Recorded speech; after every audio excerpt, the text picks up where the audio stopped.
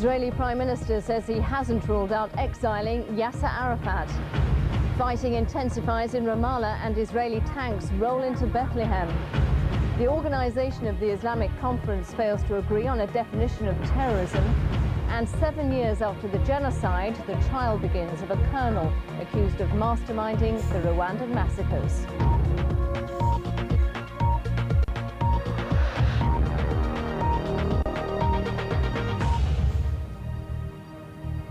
Hello, welcome to BBC World News. I'm Lindsay Brancher.